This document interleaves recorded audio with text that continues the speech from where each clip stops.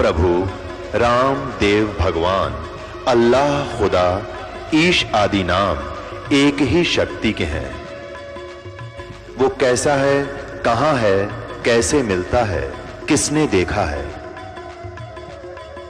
ये प्रश्नवाचक चिन्ह पूर्ण रूप से हटाने के लिए अवश्य सुनिए जगत गुरु तत्वदर्शी संत रामपाल जी महाराज के अमृत वचन, सर्व पवित्र धर्मों के पवित्र शास्त्रों के आधार पर।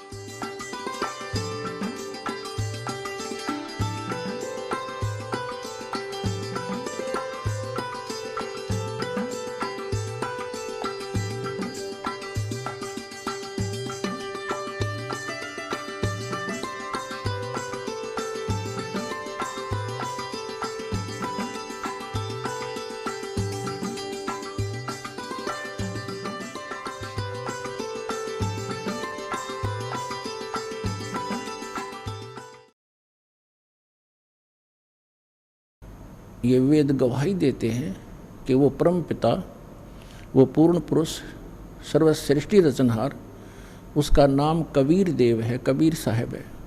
वो सतलोक में रहता है, अविनाशी स्थान पर रहता है, शाश्वत स्थान में रहते हैं। वहाँ से वो स्वयं चलकर आते हैं सशरीर, 3 प्रकार से शरीर धारण करके वो हम सबका धारण पोषण करते हैं। 3 सतिथि में, एक सतिथि में परमात्मा वहाँ सिंहासन पर विराजमान रहते तख्त पर, एक बहुत बड़े गुंबज में। वहाँ उनके शरीर का प्रकाश बहुत अत्यधिक है। एक रोमकूप में करोड़ सूर्य मिला दे, करोड़ चंद्रमा, तो भी फीकी रोशनी रहे उन दोनों के मिले जुले प्रकाश की। अन्य रूप धारण करके परमात्मा प्रत्येक युग में एक शिशु रूप धारण करके आते हैं। उसी अपनी लीला अनुसार परमात्मा सन 1398 संवत 1455 ज्येष्ठ सुदी पूर्णमासी, जो आज ये शुभ दिन हम मना रहे हैं, इस दिन वो परमात्मा यहाँ आए थे और उस परमेश्वर ने हमारे लिए एक विशेष उपहार दिया, ये सत्य ज्ञान और सत्य साधना, जिसको प्राप्त करके हम अपने उस स्थान पर चले जाएंगे जिसके विषय में श्रीमद् भगवद गीता अध्याय नंबर 15 के श्लोक नंबर 4 में कहा है। गीता ज्ञान दाता कहता है कि तत्वदर्शी संत की प्राप्ति के उपरांत परमेश्वर के उस परम पद की खोज करनी चाहिए, जहाँ जाने के बाद साधक फिर कभी लौटकर संसार में नहीं आते।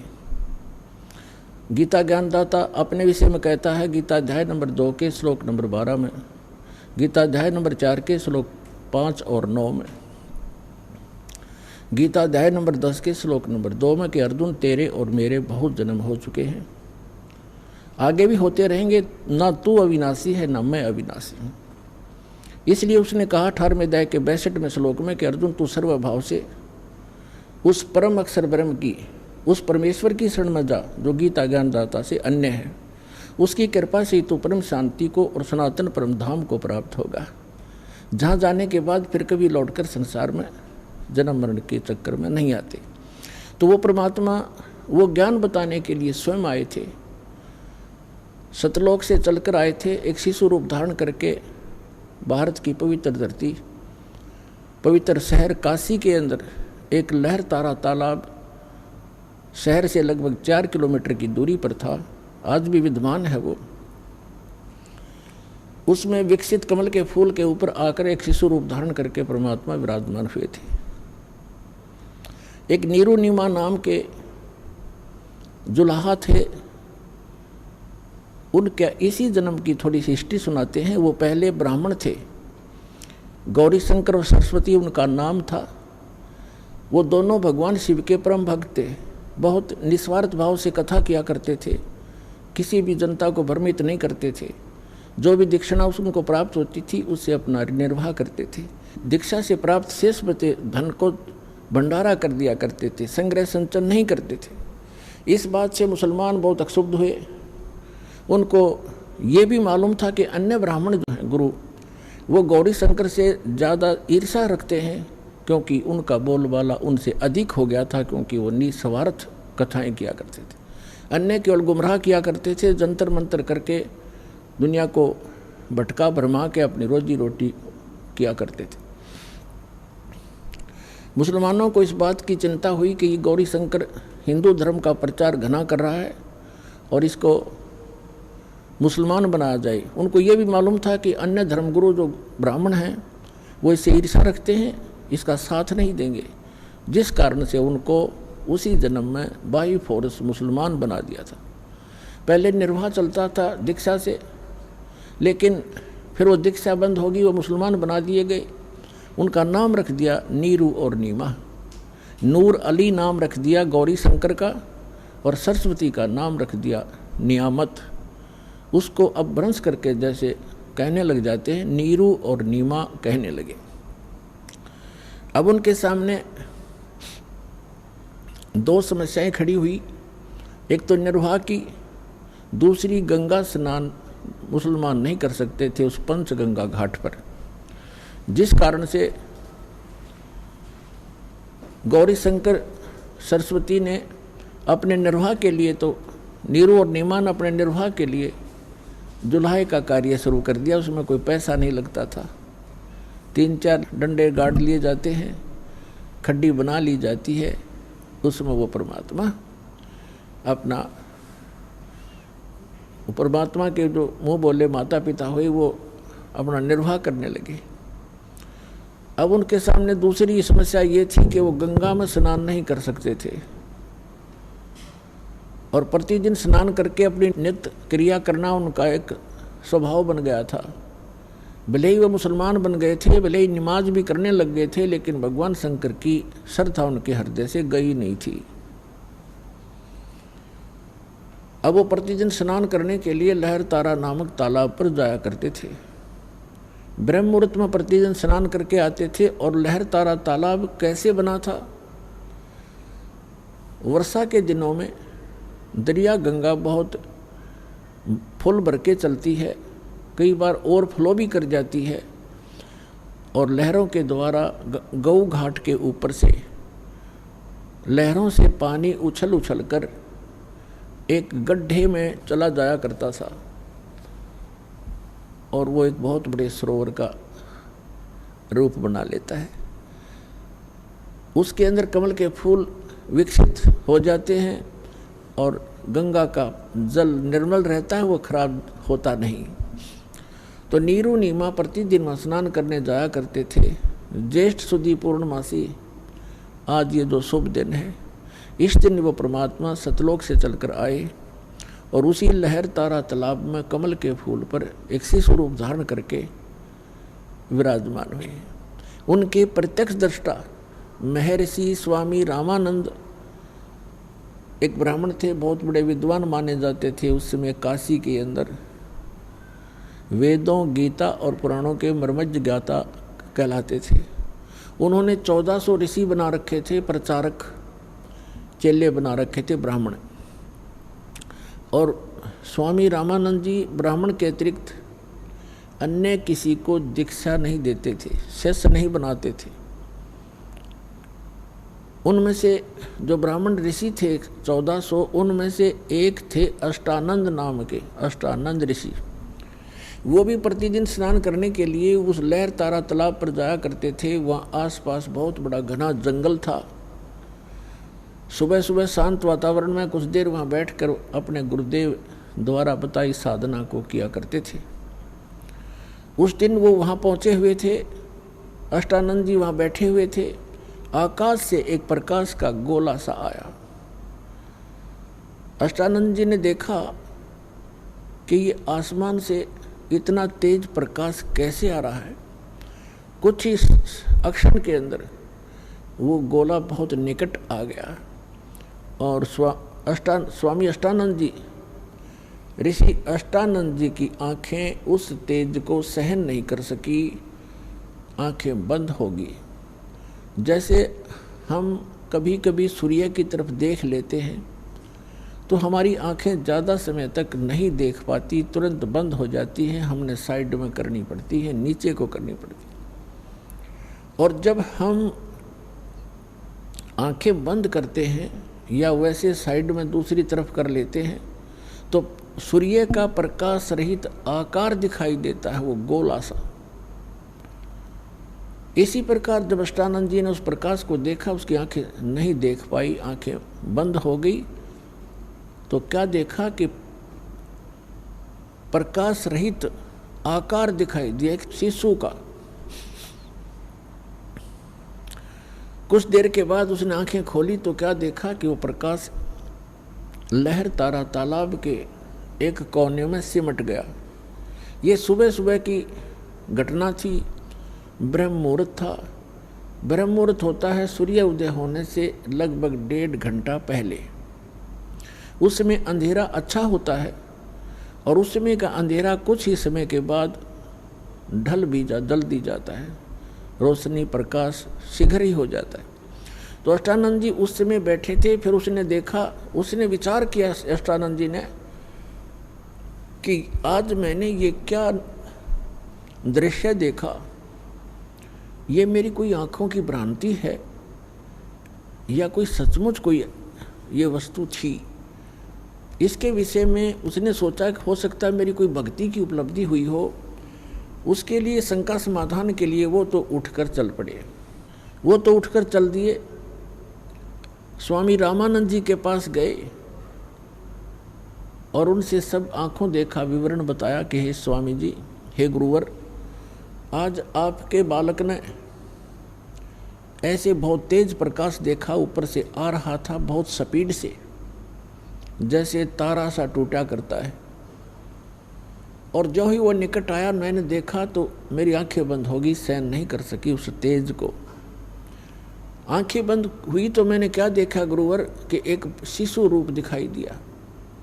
दोबारा मैंने आंखें खोली तो सामने क्या देखा कि वो प्रकाश उस लहर तारा तालाब के एक कोने में सिमट गया। फिर मुझे कुछ दिखाई नहीं दिया अंधेरे में। ये मेरी कोई भक्ति की उपलब्धि है या कोई मेरी भ्रमना है, भ्रांति है? इसका समाधान कीजिए। स्वामी रामानंद जी ने कहा कि बेटा, ऐसे जो लक्षण होते हैं वो ऊपर के लोकों से अवतार गण आते हैं और वो यहाँ किसी माँ के गर्भ में प्रवेश करेगा।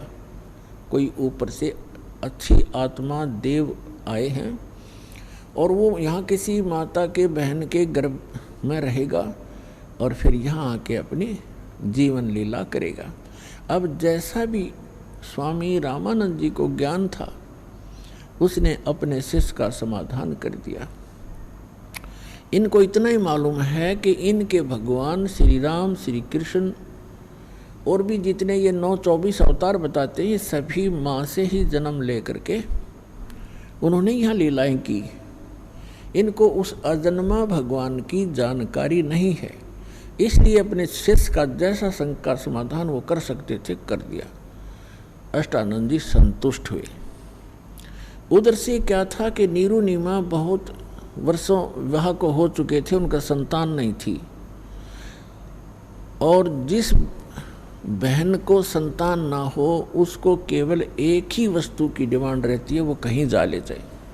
क्योंकि हमारे समाज का कुछ ऐसा ढांचा बिगड़ गया, ऐसी परंपरा बिगड़ गई, ऐसा एक हमारे अंदर ये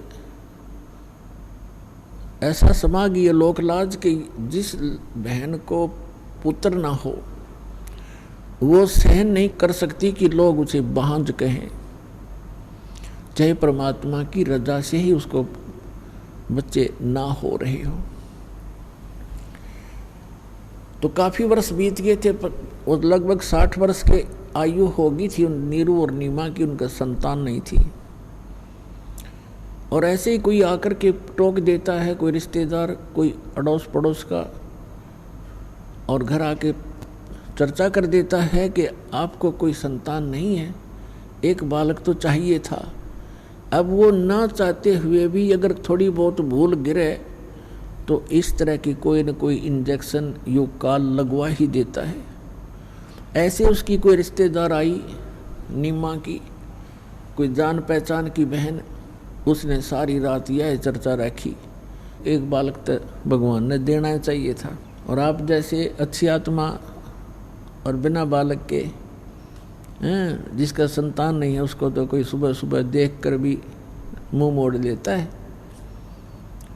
ये हमारे धर्म गुरुओं की कमी रही है कि उन्होंने ऐसा भ्रम जाल फैला दिया कि जिसका संतान नहीं है वो आदमी, वो व्यक्ति मनहूस है। और पुण्यात्मा इस तत्व ज्ञान के आधार से परमात्मा कहते हैं जो सत भक्ति करते हैं, जो भगवान की भक्ति करते हैं, संतान है या नहीं है, वो दोनों ही उच्च हैं। और उनमें से जिसको संतान नहीं है वो परमात्मा की विशेष कृपा पात्र है जो भक्ति कर रहे हैं। ये ना समझना कि जिनके संतान है वो कृपा पात्र नहीं है। कृपा पात्र तो वो भी हैं क्योंकि भगवान ने शरण में ले लिए हैं, लेकिन उनके लिए इसलिए कहा जा रहा है कि उनका कोई किसी से संस्कार उलझा नहीं है। और काल की एक ऐसी आदत है, ये उलझुआड़ियाँ चाहता है, चाहे किसी भी प्रकार उसको फंसाना पड़े उसकी चेष्टा रहती है। ऐसा लोक वेद, ऐसा समाज बना दिया, तो न चाहते हुए भी वो बहन जिसके बालक नहीं है, वो पता नहीं कि कहीं बता दो उसको, कोई क्रिया बता दे वही जाएगी बेचारी। किसी प्रकार मेरा यो निसंतान वाला जो पॉइंट है ये क्लियर हो जाए। अपने आत्माओं परमात्मा खोजे से नहीं मिलते। ऋषियों ने हजारों वर्ष तपस्याएं कर ली, वो मालिक नहीं मिला, और वो परमात्मा नीरू और नीमा को आकर मिल गए। क्या उनको संतान नहीं दे सकते थे? वो कितनी प्यारी आत्मा होंगी उनकी, जिनको बगैर प्रयत्न के सीधे आके मिल गए और उनके घर रहे, पुत्र की तरह उनको सुख दिया। लेकिन वो पुत्र भी दे सकते थे, वो ना भाग्य में हो तो भी दे सकते थे, लेकिन वो विशेष कृपा पात्र थे। परमात्मा अपने जीव को ये संसारिक जो सुख हैं, यहाँ की जो सुविधाएं हैं जिनको हम उत्तम मान रहे हैं, ये भक्ति मार्ग में उत्तम नहीं है, बाधक हैं। तो ऐसा कोई अनजान ही कर सकता है जो अपने निजी बच्चे को और जानबूझ के कीचड़ में गिरे, वो तो कीचड़ से निकाल कर धोया मांजा करे और दोबारा कीचड़ में कोई डाल सकता है? नहीं, कोई शराबी। तो परमात्मा पुण्यात्माओं, आप तो मांगते हो यहाँ के सुख, यहाँ की संपत्ति, संतान, ये मिला आपको, और परमात्मा को आपका पहाड़ जैसा दुख दिखाई देता है। यदि आप जी अब मोक्ष प्राप्त नहीं कर सके, ना जाने कितने जन्मों में ये कष्ट आपको फिर सामने खड़े दिखाई देंगे। यदि इन संसारिक कार कोठियों में, घोड़ा बग्गियों में सुख होता तो परमात्मा एक झोंपड़ी में नहीं रहते, एक झोंपड़ी में नहीं रहते और कपड़ा बुनकर एक सिंपल मैन की, एक बिल्कुल निर्धन व्यक्ति की भूमिका नहीं करते। वो हमें ये दिखाना चाहते थे कि यदि आपको ये ज्ञान हो जाए कि ये काल का लोक है, यहाँ जन्म मृत्यु का दीर्घ रोग आपको लगा हुआ है और जितनी बार भी जन्मोगे आपको ये संकट फिर प्रत्येक बार झेलने पड़ेंगे जो आज जीवन में झेल रहे हो। इसका अंत नहीं, और एक ऐसा सुखमय स्थान है जहाँ जाने के बाद आपकी जन्म मृत्यु कभी नहीं होगी, और वहाँ आपका मनुष्य शरीर होगा, आपके बच्चे होंगे, आपकी पत्नी होगी, आपका संतान होगा, एज इट इज होगा, आपका परिवार होगा, वो कभी मृत्यु को प्राप्त नहीं होगा। और यहाँ आप सारा जीवन इन्हीं की सुरक्षा में लगे रहते हैं और पता नहीं कब बिजली गिर जाए, आप पढ़ रहे हो समाचार पत्रों में, देख रहे हो मीडिया, इस इलेक्ट्रॉनिक टीवी चैनलों पर केदारनाथ नाम के एक धार्मिक स्थान के ऊपर बहुत भयंकर फ्लड आ गया। लगभग 20,000 वहाँ श्रद्धालु और आसपास के क्षेत्र के लोग मारे गए। बताओ, अब वो बेचारे अपने परिवार के लिए ही बैठे थे, मेरा बच्चा ऐसे हो जा, मेरी बेटी ये बन जा, पुत्र अच्छा नौकरी लग जा, ऐसे हो जा, धन बन जा। खाक बन गया यहाँ पर, उनकी लाशों भी नहीं मिल लिए, दब गए टनों मिट्टी के ढेर में, खोजत भी ना पाओ है। तो तुम ये दिखाना चाहते हैं, आप जिस लोक में रह रहे हो और जो वस्तुएं आप डिमांड कर रहे हो, ये मांगण की को ना, ये तो मैं आप ही दे दूंगा जो तुम्हें आवश्यकता पड़ेगी। और हम केवल एक उद्देश्य लेकर आते हैं, ये हो जाए, वो हो जाए, वो हो जाए। ये तो हो जाएंगे, लेकिन वो काम रह जाएगा जिसके लिए आप यहाँ आए हो। फिर इनका क्या करोगे? क्या मांगो कुछ थिर ना रहा ही, देखत नैन चला जग जाई। 1 लख पूत 1.25 लाख नाती, उस रावण का जो दीवान बाती। आप क्या मांगोगे भगवान से? एक पुत्र मांग लोगे, थोड़ी बहुत संपत्ति मांग लोगे, धन मांग लोगे, कोई कोठी मांग लोगे, कार मांग लोगे, ठीक है। अगर आप मोक्ष नहीं चाहते हो तो ये भी दे देंगे आपको। फिर क्या करोगे? रावण के 1 लाख पुत्र थे और सद्भक्ति ना करने से सर्वनाश को प्राप्त हुए। अंत में उनके कोई दीपक जलाने वाला शेष नहीं रहा। सर्व सोने की लंका थी वह रावण से रणधीरम, एक पलक में राज विराजी जमके पड़े जंजीरम। तो परमात्मा उनको संतान भी दे सकते थे पर नहीं दिया। कीचड़ में नहीं डाल सकता अपने माता पिता अपने बच्चों को, कीचड़ से निकाला करते हैं। तो वो कोई बहन उस नीमा को रात्रि के दिन सामने आई, चली गई, 2 इंजेक्शन ला के, एक पुत्र से चाहिए था। भगवान ने यह क्या करी, तेरा संसार में साझा हो जाता है, लोग देखते नहीं कहें वो आ गया मनुष्य। तो वह सारी रात करवट बदलती रही बहन नीमा, और सुबह उठ कर उसके पति ने कहा कि चल स्नान करने चलते हैं, समय हो गया। उठकर चल पड़ी। रास्ते में, क्योंकि बेशक उन्होंने मुसलमान धर्म स्वीकार कर लिया था, लेकिन भगवान शिव को भुला नहीं पा रहे थे। रास्ते में अकेले आ रहे थे, नीमा फूट फूट कर रो रही थी कि हे भगवान शंकर, हे देव, हे महादेव, मुझ दासी को भी ये खिलौना दे देते, मेरा भी संसार में मुंह ऊपर को करके जीने का साधन बन जाता। अब मेरा जीना दुभर हो गया मालिक, आप क्या नहीं कर सकते? हमारी भूल को माफ़ करो, हम तो मूर्ख हैं, तुच्छ हैं, गलती बनी होगी भगवान। एक लाल दे देते, एक बच्चा दे देते, हमारा भी जीवन सुखी हो जाता। रोने लगी बुरी तरह, क्योंकि उस इंजेक्शन ताजे ताजे लगा रखे थे, वह लगा गई थी सामने कोई बावड़ी सी। तो नीरू कहने लगा कि देखो नीमा, यदि हमारी किस्मत में होते तो भगवान दे ही देते, किस्मत में हमारे भाग्य में है नहीं तो भगवान देंगे कहाँ से शिव जी?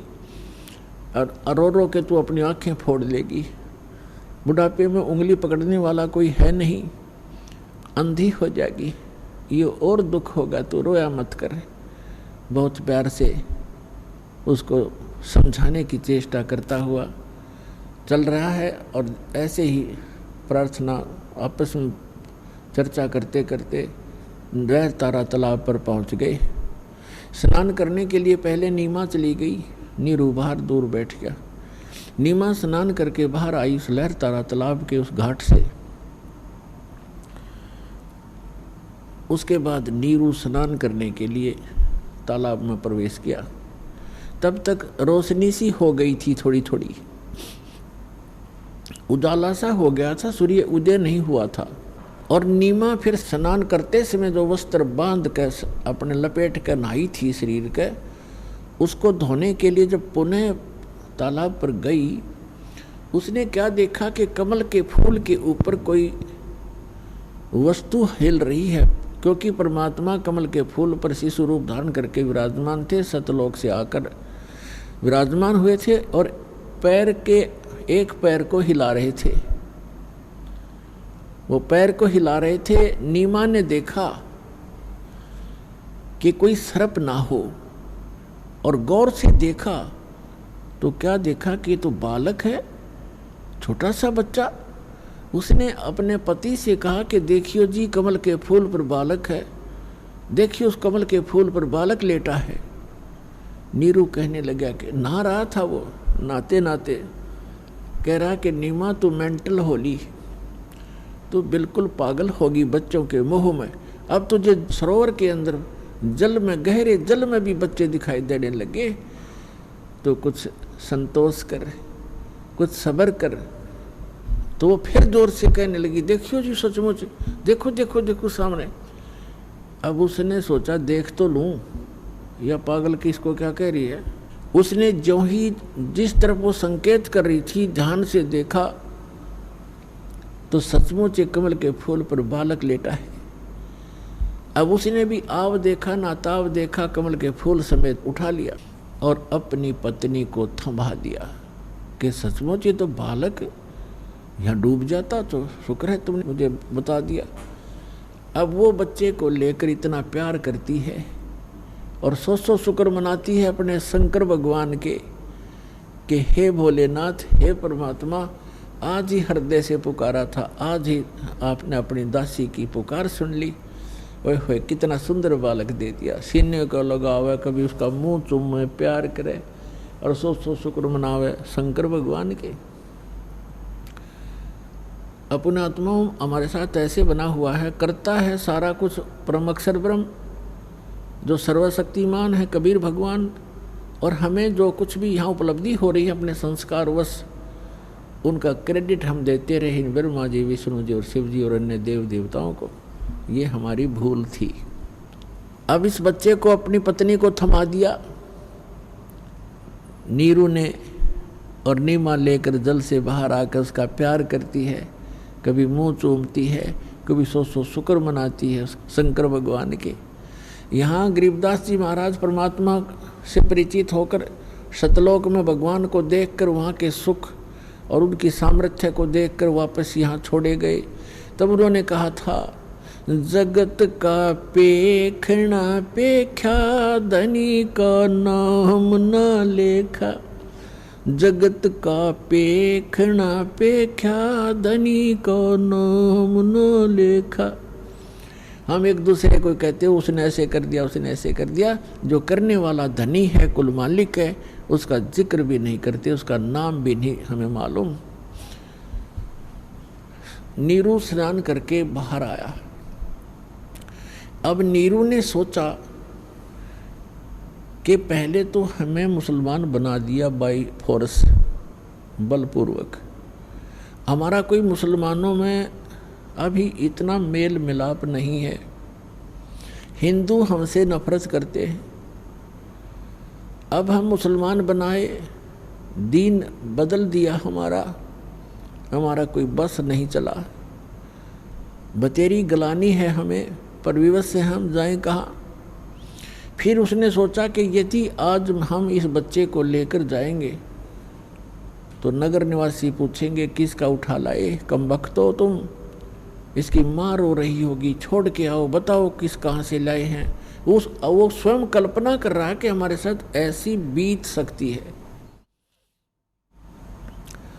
और बच्चा भी जाएगा और हमें देश से निकाला भी मिल जाएगा, नगर से निकाल दिया जाएगा। इस डर के कारण नीरू ने अपनी पत्नी को समझाया कि देखो हमारे साथ ऐसे ऐसे बन सकती है और हम कहीं के नहीं रहेंगे, बच्चा भी नहीं रहेगा। तो उसकी पत्नी कहती है कि जी मुझे नहीं मालूम इस बालक ने मेरे ऊपर क्या जादू कर दिया, अब मैं इसके बिना प्राण त्याग दूंगी, मैं रह नहीं सकती, मैं इसके बिना जिंदा नहीं रहूंगी। तो नीरू ने कहा तो बिल्कुल पागल होगी, कुछ भी भविष्य का नहीं देखती हो। मैं कह रहा हूँ बच्चा भी नहीं रहेगा और हमें भी निकाल दिया जाएगा, घर से बेघर कर दिए जाएंगे। तो कुछ अकल से काम ले, रख दे इस बच्चे को यहीं पर।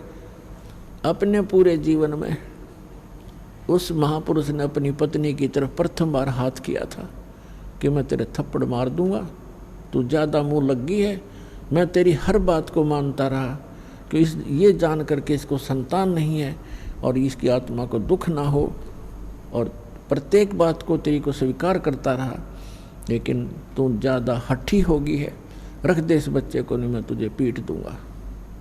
बहुत दुखी हो करके उसने हाथ किया अपनी पत्नी की ओर, और वो टस से मस नहीं हो रही थी कि मार बेशक, बच्चा नहीं छोड़ूंगी। तब परमात्मा ने कहा कि हे मोमिन,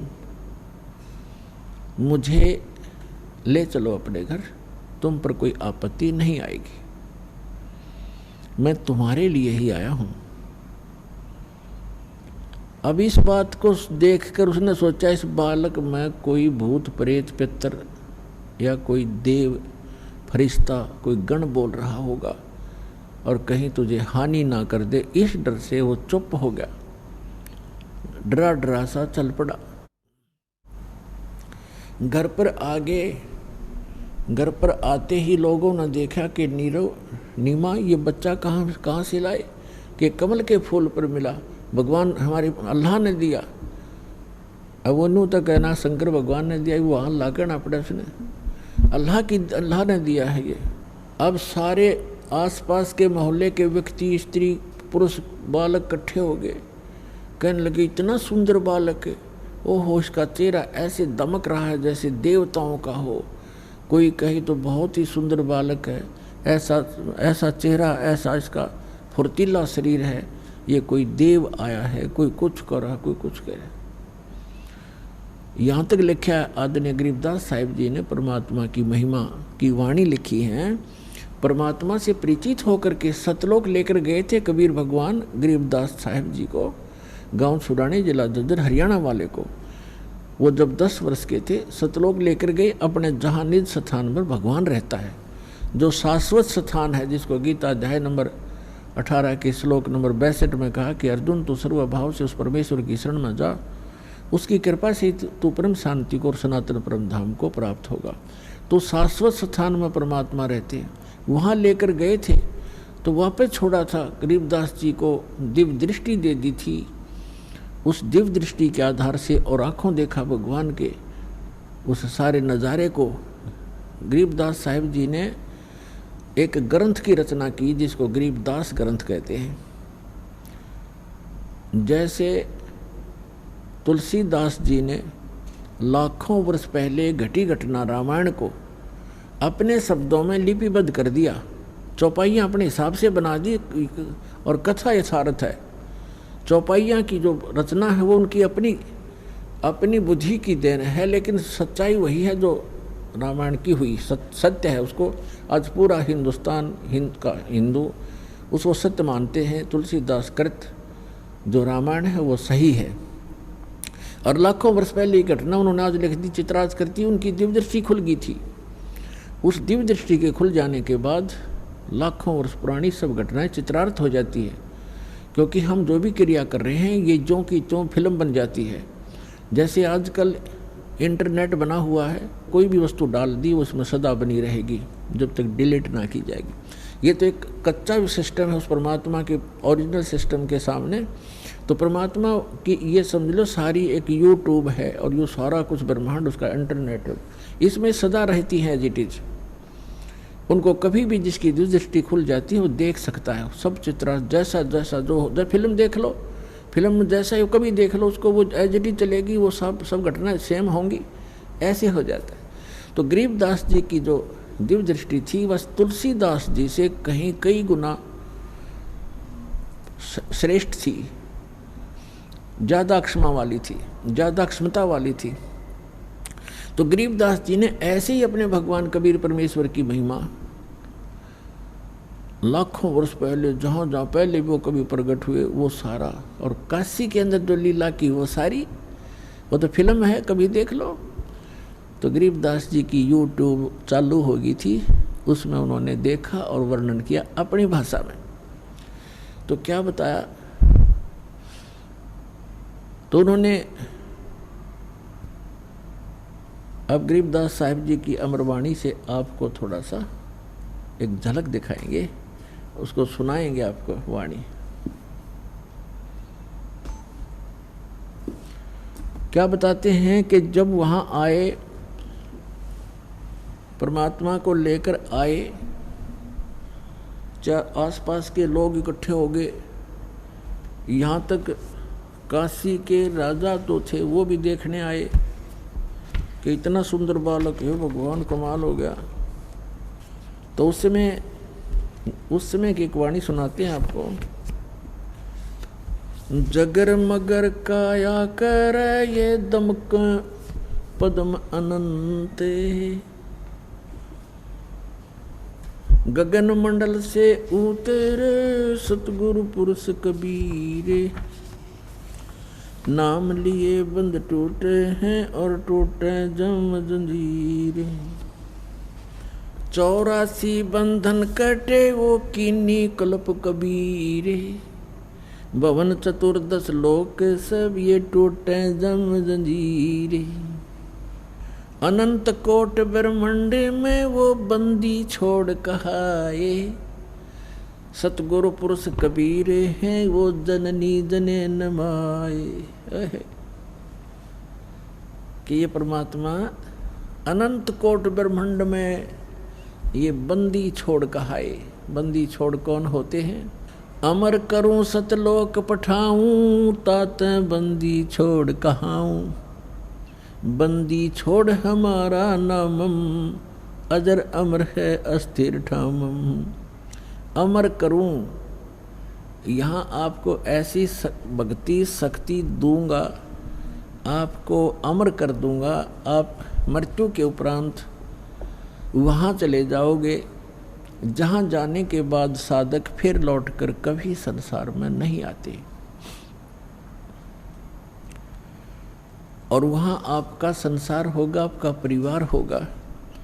और जिस परिवार को पुण्यात्माओं बेशक आपने यह बात ना अच्छी लगे, लेकिन सत कड़वी होती है, पर उसको सहन करके उसके ऊपर यदि अमल कर लिया जाए तो विष से अमृत बन जाता है, वो कड़वी से मीठी बन जाती।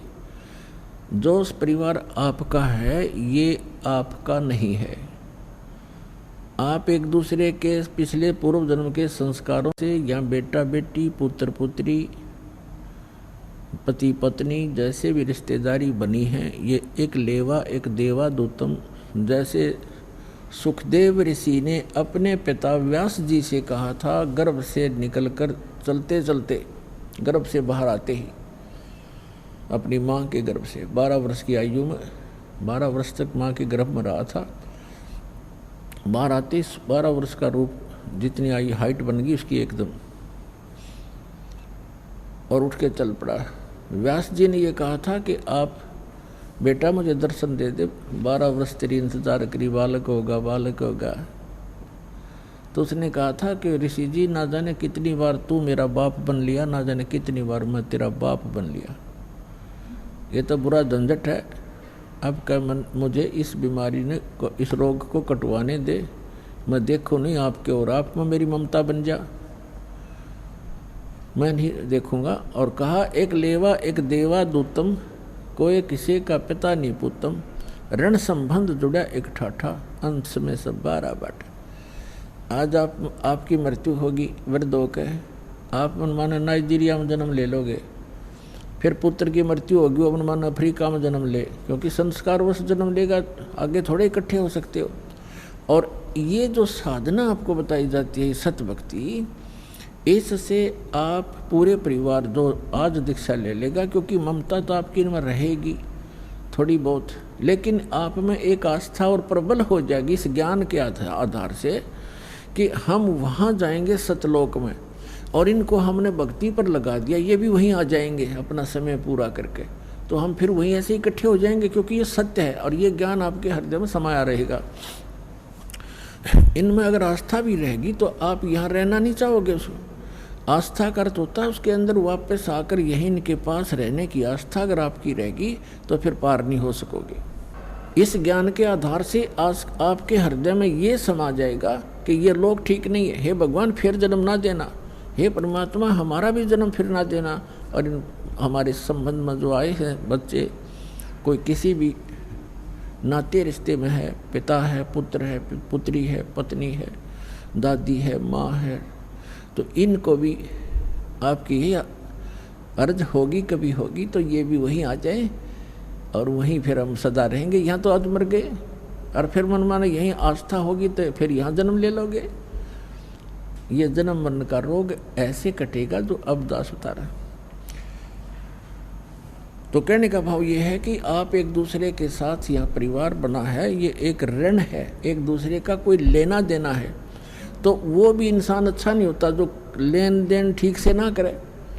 आपको ये पता लग गया कि ये इनका हमें आपस में कुछ लेना देना है, इसलिए हमारे साथ हैं, तो वो इंसान भी निकम्मा होता है जो अपने लेन देन को ठीक से ना सुलझावे, वो भी अच्छा नागरिक नहीं होता। तो आपने एक अच्छे भगत भी बने रहना है, और जो भी जिस रूप में आपको पुत्र या पिता, पुत्री या माता, बहन मिला है, उन सब को वो एक रोल, एक अच्छे पात्र की तरह आपने सुपात्र की तरह उसको वो भी निभाना है, तभी आप सफल होगे। तो कहने का भाव दो दास आपको बताना चाहता है कि अमर करूं सतलोक पठाऊं, ताते बंदी छोड़ कहाऊं। अमर करूं और सतलोक भेज दूंगा, स्पेशल साथ जाकर ना काल जाने दे है। अमर करूं सतलोक पठाऊं, अर्थात बंदी छोड़ कहाऊं। बंदी छोड़ हमारा नामम, अजर अमर है अस्थिर ठामम। ठाम मन स्थान, अजर अमर है वो लोक, कभी नाश में नहीं आता, वो सतलोक कहलाता। सत्य माने अविनाशी, शाश्वत, सदा रहने वाला स्थान। वहाँ ले जाऊंगा तुम्हें, वहाँ छोड़ दूंगा। तो यहाँ कहते हैं अनंत कोट ब्रह्मांड में बंदी छोड़ कहाए, सो तो एक कबीर हैं जननी जने न माए। वो किसी माँ से पैदा नहीं हुए। शब्द स्वरूप साहेब धनी, शब्द सिंध सब माही, बाहर भीतर रम रहा, जहाँ तहाँ सब ठाई। अब जैसे सूर्य एक स्थान पर रहते हुए भी अपना पूरा काम कर रहा है, उसकी उष्णता, उसकी गर्मी मकान के अंदर भी प्रभावित कर रही है। तो इसी प्रकार परमात्मा की शक्ति सब जगह व्यापक है, और परमात्मा सतलोक में रहो और चाहे यहाँ आ जाओ, वो तो वहीं से अपना सारा संचालन, सब कार्य, सब ब्रह्मांडों का बैलेंस वही बनाए रखता है। तो यहाँ आए भगवान। जल थल पृथ्वी गगन में, बाहर भीतर एक, ये पूर्ण ब्रह्म कबीर हैं, अवगत पुरुष अलेख। सेवक हो के उतरे इस पृथ्वी के माही, जीव उदाहरण जगत गुरु, बार बार बलि जाही। सेवक हो के उतरे, एक दास बन के आए यहाँ पर कबीर दास। कबीर दास एक सिंपल मैन की भूमिका की मालिक ने। सेवक हो के उतरे, उतरे माने सह शरीर आए। ये नियम है परमात्मा, सह शरीर आता, सह शरीर चला जाता है, अच्छी आत्माओं को मिलते हैं। सेवक हो के उतरे इस पृथ्वी के माही, जीव उदाहरण जगत गुरु, बार बार बलि जाहू। जीव उदाहरण, जीव का उद्धार करने के लिए यहाँ उतरे। अभी आपको बताया था इन पवित्र वेदों में, ऋग्वेद के विषय में जो आपको सभी मंत्र और मंडल और सूक्त बताए, इनमें ये प्रमाण है कि वो परमात्मा ऊपर रहता है। एक तेजो में लोक है, 100 प्रकाशित पृथ्वी है वो सतलोक। उसके 3 पोर्शन हैं, 3 विभाग हैं। जैसे एक तो दिल्ली का बाहरी क्षेत्र जिसमें गांव हैं, नगर, विलेज है। एक फिर उसका शहर दूसरी स्थिति में, दूसरा पोर्शन बाजार है। और तीसरा वो पार्लियामेंट हाउस और प्रधानमंत्री का घर, रेजिडेंस, राष्ट्रपति भवन, ये तीसरा स्थान समझ लो। तो वो परमात्मा ऐसे सतलोक के तीसरे स्थान पर विराजमान है। और वहां से गति करके आता है। अच्छी आत्माओं को मिलते हैं, एक कवियों की तरह आचरण करते हैं। ये वेदों में प्रमाण आपको बहुत बार दिखाया है। और अपने मुख कमल से वो वाणी बोल बोल के लोकोक्तियों के माध्यम से विचार व्यक्त करते हैं, दोहों के माध्यम से, शब्दावलियों के माध्यम से। और जिस कारण से वो एक प्रसिद्ध कवियों में से एक कवि भी कहलाते हैं, लेकिन वो होते हैं परमात्मा। और वो तीसरे सौरभ भवनों ऊपरी तिष्ठति, सब भवनों के ऊपर, भवन के सब लोकों के ऊपर के लोक में बैठा है भगवान। वहाँ से गति करके आता है, अच्छी आत्माओं को मिलता है, जो दृढ़ भक्त होते हैं उनको उपदेश देता है, तत्व ज्ञान समझाता है। श्रीमद् भगवत गीता अध्याय नंबर 4 के श्लोक नंबर 32 और 34 में निष्कर्ष है इसका कि अर्जुन धार्मिक अनुष्ठानों की जानकारी विस्तार के साथ सच्चिदानंद घन ब्रह्म की वाणी में ब्रह्मणे मुखे, जिस सच्चिदानंद घन ब्रह्म ने जो वाणी अपने मुख कमल से स्वयं आकर बोली है, वो सच्चिदानंद घन ब्रह्म की वाणी है। उसके अंदर धार्मिक अनुष्ठानों की जानकारी विस्तार से कही गई है। और उसको जानकर फिर तो सब पापों से मुक्त हो जाएगा। वो तत्व ज्ञान है, वो खुद बोलता है भगवान। यथार्थ ज्ञान को तत्व ज्ञान कहते हैं।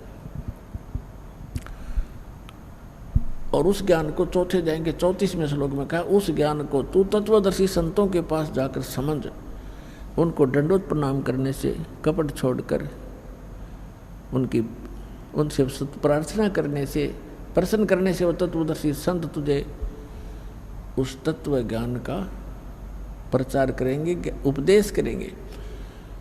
तो वो तत्व ज्ञान जो है खुद भगवान आकर बोलते हैं। और उसके अंदर कंप्लीट स्पिरिचुअल नॉलेज, संपूर्ण अध्यात्म ज्ञान होता है। नहीं तो गीता ज्ञान दाता एक अध्याय और लिखवा देते कि ये तत्व ज्ञान वहाँ पर डिले इसमें। लेकिन गीता और वेदों में, कुरान और पुराणों में, बाइबल में वो तत्व ज्ञान नहीं है। लेकिन जिस सत्र के वो शास्त्र हैं वो इनकम्प्लीट हैं, लेकिन गलत नहीं कह सकते। जैसे एक मैट्रिक का सिलेबस होता है, उसकी बुक्स होती हैं, तो वो बुक्स गलत नहीं होती, लेकिन वो BA और MA की नहीं होती। लेकिन उस 10वीं तक की पढ़ी हुई पढ़ाई आगे काम अवश्य आती है। तो इसी प्रकार हमारी सदग्रंथ जो हैं ये सभी अध्यात्म मार्ग को समझने में सहयोगी हैं। लेकिन यथार्थ ज्ञान परमात्मा ने स्वयं आकर दिया है, वो तत्व ज्ञान। तो यहाँ वही बता रहे हैं गरीबदास साहिब जी, सेवक हो के उतरे इस पृथ्वी के माही, जीव उदाहरण जगत गुरु, वो बार बार बलिहारी जाऊं उस परम पिता पे। जीव उदाहरण जगत गुरु वही होता है जो पूरे विश्व को तत्व ज्ञान बतावे। जो अटपट करते हैं, शास्त्र ज्ञान कहते हैं, वो बेशक जगत गुरु लिखे रहें, वो नकली डुप्लीकेट जगत गुरु और सतगुरु हैं। तो यहाँ गरीबदास जी कहते हैं जीव उद्धारने के लिए, हमारा जीवों का उद्धार करने के लिए वो जगत गुरु बन के आए थे परमात्मा 600 वर्ष पहले। और परमात्मा के कबीर साहिब के एक जुल्हा धानक, एक अछूत कहा करते उसको। और 64 लाख सिद्ध हो जाना बालकों का खेल नहीं है। आज से 550 पौने 600 वर्ष पहले इस भारतवर्ष में, भारत कहाँ तक था, पश्चिमी और पूर्वी पाकिस्तान, अफगानिस्तान, बलोचिस्तान, इराक और ईरान तक भारत था उसमें। और इसमें कितनी आबादी होगी, उसमें मुश्किल से 4 करोड़। और 4 करोड़ आबादी में से 64 लाख से सोना एक जुल्हे के हो सकते हैं। वो जुल्हा हो सकते हैं, वो समर्थ शक्ति थे, जुल्हा कर्म से थे, लेकिन वो परमात्मा थे। और कर्म इसलिए कर रहे थे कि भाई मेरे से निर्धन कोई नहीं। और परमात्मा पाने के लिए सत भक्ति हो, चाहे गरीब हो चाहे अमीर हो। क्योंकि उन्होंने राजाओं को भी दीक्षा दी और सेठों को भी, साहूकारों को भी दीक्षा दी, लेकिन उनको सच्चाई से परिचित कराया कि मोक्ष पाने के लिए ये बकवाद संसारिक छोड़नी पड़ेंगी, तभी मुक्त होगी। तो इसलिए यहाँ गरीबदास जी कहते हैं कि वो दास बन कर उतरे। जैसे रामानंद जी को परमात्मा सचखंड लेकर गए, सतलोक शाश्वत स्थान पर, स्वामी रामानंद जी को फिर वापस छोड़ा, तब कहा था दोहू ठोर है एक तू भया एक से दो, दोहू ठोर है एक तू, ऊपर भी आप ही हो और नीचे भी आप ही हो, और गरीबदास हम कारणे तुम आए हो। मगदो गरीबदास जी ने अपनी वाणी में लिखा है, गरीबदास जी की इसलिए नाम लिया जाता, जैसे तुलसीदास जी की उन चौपाइयों में उनका नाम तुलसीदास होता है, लेकिन महिमा श्री राम की ही होती है। तो गरीबदास जी चित्रण कर रहे हैं, और रामानंद जी ने जो देखा, जो बोला, जो सोचा, बोलत रामानंद जी सुनो कबीर करतारे, गरीबदास सब रूप के तुम ही सिरजनहारे। तो यहाँ क्या बता रहे हैं, जो प्रसंग चल रहा है, काशीपुरी कष्ट किया उतरे अदर अदारे, उतरे अवतरित हुए, किसी माँ के जन्म कबीर परमेश्वर जी ने नहीं लिया। मोमिन को मुजरा हुआ जंगल में दीदारे, कोट किरण शशि भान सुध, आसन अधर विमान, और परसत पूर्ण ब्रह्म को ये शीतल पिंड और प्राण। गोद लिया मुख चूम कर हेम रूप झलकनते, जगर मगर काया करे जैसे दमके पद्म अनंत। काशी उमटी गुल भया उस मोमिन का घर घेरे, कोई कहे ब्रह्मा विष्णु है, कोई कहे इंद्र कुबेर, कोई कहे वरुण धर्मराय है, कोई कहते ईसे, 16 कला सुभान गति, कोई कहे जगदीश। भक्ति मुक्ति ले उतरे वो मिटन तीनों तप, मोमन का डेरा लिया फिर कहे कबीरा बाप। दूध न पीवन अन्न भखे है, ना पालने झूलंत, अधर अमान ध्यान में कमल कला फूलंत। कोई कहे ये छल ईश्वर नहीं, कोई किन्नर कह लोए, कोई कहे ये गण ईश का जो जो मात्र सावे। अब जो भी आके देखे, कोई अपनी अपनी सोच से लड़के की महिमा बता रहा है। कोई कहे ये वरुण है जल का देवता, और कोई कहे ये तो इतना, इसके चेहरे से ऐसी झलक, ऐसी रौनक है कि ये तो ऐसा लगता है कि यहाँ का कोई धर्मराज प्रकट हो गया। अब जिसकी जितनी आत्मा निर्मल थी, भगवान उसा ही दिखे था उसे। कोई कहे ये, कोई कहे ये ईश, ये तो भगवान है, और 16 कला सुभान गति, कोई कहे जगदीश। फिर कहते हैं कोई कहे छल ईश्वर नहीं, कि ईश्वर नहीं है, ये कोई देव है, कोई गण है, कोई किन्नर है, और कोई कहे गण ईश का जो जो मात रिसाए। खलक मुल्क देखण गया ये राजा प्रजा रीत, राजा भी प्रजा भी देखना है। उस परम पिता के छोटे से बच्चे को इतना सुंदर थे। जम्बू दीप जिहान में वो उतरे शब्द अतीत, इस जम्बू दीप में, इस अपने भारतवर्ष के अंदर वो परमात्मा अवतरित हुए, शब्द रूपी उतरे अविनाशी रूप में। दुनी कहे यो देव है, और देव कहते हैं ईश, ईश कहे पर ब्रह्म है ये पूर्ण विश्वे बीस। अब दुनिया का यो देवता दिखे, और देवता कहते हैं ऊपर से कि नहीं ये तो भगवान है। वो किसने भगवान माने हैं? विष्णु जी को देवता, और विष्णु जी कहते हैं नहीं ये तो पूर्ण ब्रह्म है, विश्वे बीस, पार ब्रह्म है, पूर्ण विश्वे बीस, इसमें कोई शक नहीं। और फिर क्या बताते हैं, भक्ति मुक्ति ले उतरे, ओए होए, जैसे ऋग्वेद मंडल नंबर 9 सूक्त 95 के मंत्र 2 में कहा कि वो परमात्मा आके और घूमता फिरता है, चलता फिरता है, एक कवि की तरह आचरण करता हुआ। ऋग्वेद मंडल नंबर 9 सूक्त 94 के मंत्र 1 और मंडल 9 सूक्त 95 के मंत्र 2 का सारांश है। कवियों की तरह आचरण करता है, अपने मुख से, अपनी वाणी से बोल बोल के ज्ञान सुनाता है, और वो ऐसे गूढ़ मंत्रों को, गुप्त मंत्रों को प्रकट करता है।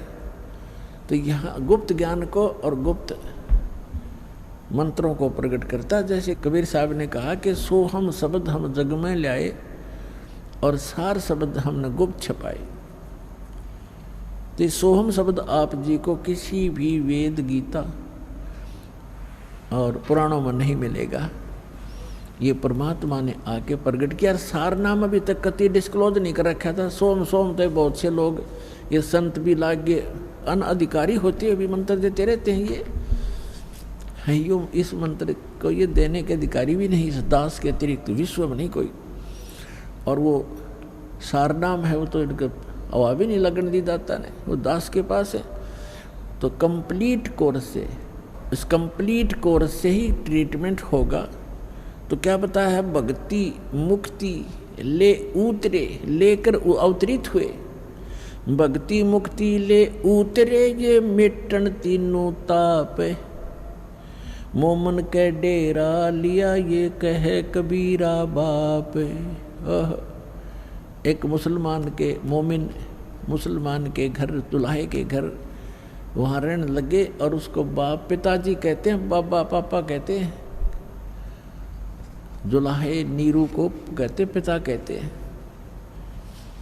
दूध न पीवे न अन्न बखे, नहीं पलने झूलनते, अधर अमान ध्यान में वो कमल कला फूलनते।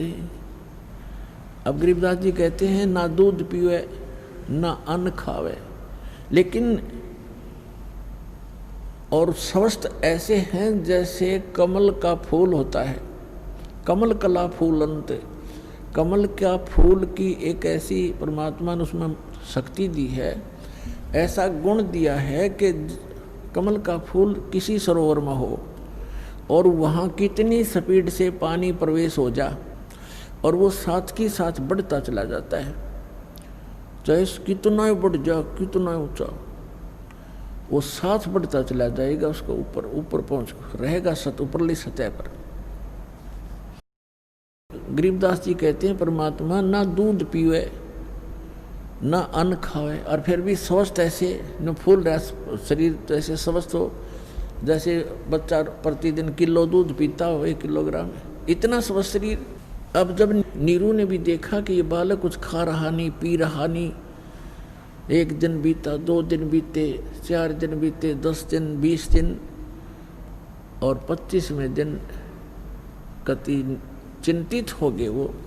और नीमा ने तो यहाँ तक ठान ली कि हे भगवान शिव, या तो आपने देना नहीं था और परमात्मा दे दिया तो ले रहे हो, अब मैं जीऊँ नहीं, इस बच्चे के साथ मरूंगी, अब मैं जी नहीं सकती, इसमें मेरा इतना मोह बन गया, इतनी ममता बन गई है। ये फाइनल फैसला कर लिया था। और अंतर्यामी सामने बालक रूप में लेटे हुए थे कि आज या बुढ़िया पक्की मरेगी, मैं तो मरूं नहीं, क्यों ये कह रही है कि बालक मरेगा तो मैं भी मरूंगी, पर यह चिंता में मर लेगी, मैं तो मरूं नहीं पर यह अवश्य मर जाएगी। इसलिए परमात्मा ने कहते हैं करे करावे साइया, मन में लहर उठा, दादू सिरदर जीव के वो आप बगल हो जाए। अब परमात्मा ने रिमोट दबाया, भगवान शंकर का, शिवपुरी में बैठे अपने लोक में, एकदम कसक हुई कि मुझे किसने पुकारा है। बेशक वो मुसलमान बन गए थे, लेकिन अपनी आराधना और अपनी अर्जी भगवान शंकर को ही लगाया करते थे। वैसे तो पुण्यात्माओं धीरे धीरे ज्ञान की रोशनी होगी, ये पूरा मुसलमान धर्म ही इस शंकर भगवान का पुजारी है, पर ये उसको समझ नहीं पा रहे। और जो इनका जो कुरान शरीफ का ज्ञान दाता है, वो है ये काल ज्योत निरंजन। इसी ने गीता का ज्ञान दिया, इसी ने वेदों का ज्ञान दिया और इसी ने बाइबल का ज्ञान दिया। और गरीबदास साहिब जी ने कहा कि वही मोहम्मद वही महादेव, वही मोहम्मद वही महादेव, वही आदम वही ब्रह्मा, दास गरीब दूसरा कोई नहीं, देख अपने घर में। अब गरीबदास जी कहते हैं कि तुम अलग अलग समझकर झगड़ रहे हो। वही जैसे ईसा जी आए थे विष्णु जी के लोक तय, और हजरत मोहम्मद जी आए थे भगवान शंकर के लोक तय, और बाबा आदम आए थे ब्रह्मा जी के लोक से। तो यहाँ गरीबदास जी कहते हैं परमात्मा से प्राप्त ज्ञान के आधार से कि वही मोहम्मद वही महादेव, वही आदम वही ब्रह्मा, और दास गरीब दूसरा कोई नहीं। देख अपने घर में कि आप जी यदि साधना करके देख लोगे, प्रत्येक मानव का शरीर चाहे किसी भी धर्म मजहब से संबंधित है, एक जैसा है। उसके अंदर कमल भी एक जैसे हमारे रीढ़ की हड्डी है, जो जिसको बैकबोन बोलते हैं, पीछे की जो हड्डी है बैकबोन पिछले की, इसके अंदर की साइड में जैसे बहुत ऐसा स्थान है जिस पर छोटी छोटी सी ऐसे नाभि कमल, नीचे मूल कमल, गुदा से 2 उंगल ऊपर अंदर की तरफ, और उससे 2 उंगल ऊपर लगभग स्वाद कमल है ब्रह्मा जी। जिस मूल कमल में गणेश जी का निवास है, यानी गणेश जी का चैनल समझ लो कि गणेश जी के लोक में जो भी क्रियाएं हो रही हैं आप इस अपने मूल कमल में देख सकते हो। जब आपका कनेक्शन जुड़ जाएगा, सारी डैश डैश लग जाएंगी, ये दास लगा देगा सारी, और फिर आपके वो चैनल चालू हो जाएंगे। ये तो एक टीवी है शरीर, इसके अंदर चैनल हैं, और जौन सा भी चैनल आप ऑन करोगे, चलाना चाहोगे तो वही चलेगा। तो इस प्रकार इसके अंदर सब चैनल हैं। फिर नाभि चैनल है, नाभि कमल, मूल कमल है, वो गणेश जी के लोक में जो कुछ भी हो रहा है मूल कमल पर देखा जा सकता है उस। और फिर ब्रह्मा कमल है, स्वाद चक्र है, जिसमें ब्रह्मा जी का अधिपत्य है। ये ब्रह्मा जी के लोक में जो क्रियाएं हो रही हैं इस चैनल्स के माध्यम से दिखाई देती है, मूल इसे स्वाद चक्र बोलने से। फिर नाभि चक्र है, नाभि कमल चक्र, कमल दल, नाभि कमल, उसके अंदर विष्णु जी के लोक में जो हो रही है क्रियाएं, उसका जब ऑन हो जाएगा, इस मंत्रों से हो जाएगा। जो मंत्र हम आपको देते हैं, प्रथम मंत्र, इसमें बीच के जो 5 नाम हैं, इनसे आपके 5 कमल ऑन हो जाएंगे। लेकिन इन कमलों को देखने की आवश्यकता नहीं है आपको, आप यही मार खा जाते हो कि वो हमारे कमल दिख जाए तो बहुत अच्छा है, कमलों को देखें, उनको देखें। अब देखो पुण्यात्मा, इन कमलों में को देख देख कर हमने अपना जीवन नाश कर लिया संख्यों बार। ये ऋषि लोग कौन थे? ये साधना और अभ्यस्त, ये जो समाधिस्थ हो जाते थे 1000 वर्ष तक, ये कैसे हो जाए? और फिर क्या मिला उनको?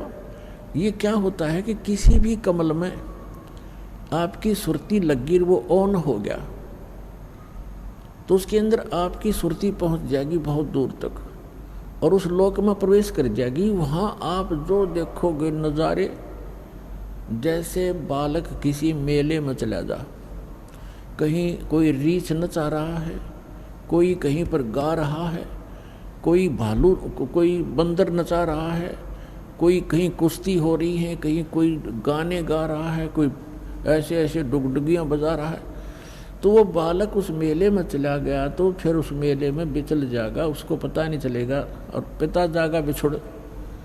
तो ऐसे आप बच्चे हो। इस जिस भी कमल में वो ऋषि प्रवेश कर जाता था 1000 वर्षों, तो वो बहुत लंबे क्षेत्र हैं ये, उनमें कहीं नाच देख रहा है, वहाँ अप्सराओं के कहीं झरने में नहा रहा है, जैसे सपना हो जाता है ना समाधि में, ऐसे चलता है फिर। और जब वो वापस आता है तो फिर वो इतना उसका शरीर जीर्ण शीर्ण हो लेता है उसमें एक दो सिद्धि आ जाती है, उसके वचन से कोई ऐसी घटना घट जाती है, जनता पीछे लग जाती है, वो प्रभु पाक जाता है, फिर गधा बन जाता है। तो काल ने हमारी यहाँ ऐसे अक्ल मार रखी है। तो ये सब कुछ आपका हो जाएगा, लेकिन इसमें घुसने की आवश्यकता नहीं। जैसे हमने अपनी मंजिल पर पहुंचना है और रास्ते में कहीं कोई कुछ भी हो रहा है, कोई सर्कस है, कोई कुछ और है, कुछ, और चलते चलते आप उसकी टिकट लेकर उसमें बढ़ गए सर्कस में, और जाना था अपने विदेश, इतना वो हवाई जहाज निकल जाएगा, वो रह गया वहीं का वही। तो आप जी ने जो उद्देश्य है वो टारगेट नहीं भूलना, लेकिन इन कमलों से जो हमने लाभ लेना है वो हम साथ लेते चलेंगे। तो जो दास आपको बताना चाह रहा है, ये कमल है हमारे अंदर। तो कहने का भाव ये इसी प्रकार हृदय कमल है, जिसमें भगवान शंकर के लोक की सारी प्रक्रिया इस चैनल पर दिखाई देंगी। यहाँ कंठ कमल है, इसके पीछे ये रीढ़ की हड्डी के अंदर की साइड में जहाँ से ये बैंड होती है, यहाँ पर इस दुर्गा का कमल है, अष्ट कमल दल यहाँ पर है। ये 16 कमल का है, 16 पंखड़ियों का कमल है। इसको जो है ना, ये 5वां कमल है, इसको कंठ कमल कहते हैं, अष्ट कमल नहीं। जैसे एक मूल कमल, फिर स्वाद कमल, चक्कर कहो चाहे कमल कहो, फिर नाभि कमल, विष्णु और लक्ष्मी जी का वहाँ पर नज़ारा दिखाई देता है। फिर हृदय कमल, इन दोनों सतनों के बीच में उधर से ऊपर, यहाँ इसकी रीढ़ की हड्डी पर अंदर की तरफ एक हृदय कमल है, जिसको हृदय कमल कहते हैं, जिसकी 12 पंखड़ी हैं। ये कंठ कमल है, इसमें 16 पंखड़ी हैं और दुर्गा जी का निवास है।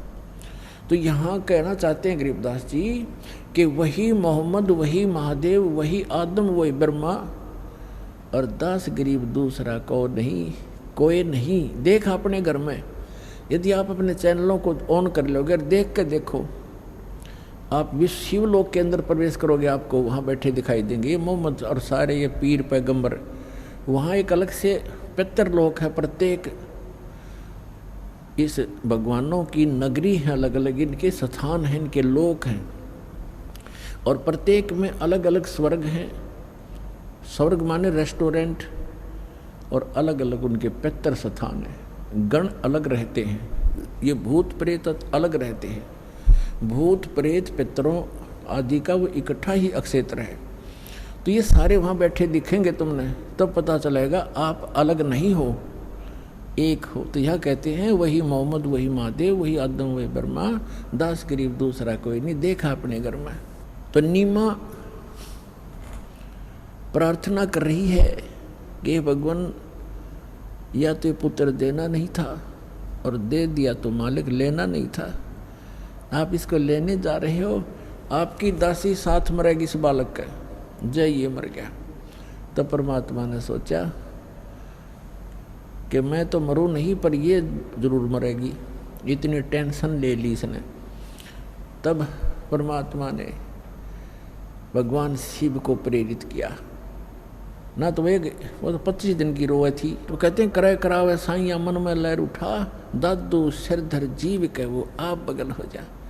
वहाँ वो शिव की पुजारन थी, शिव जी ने भेज दिया, और शिव जी एक साधु रूप बना कर आए फकीर का, और पूछा माई क्यों रो रही हो, क्या बात है, आपने तो बहुत बुरा हाल कर रखा है, क्या बात बेटा बताओ।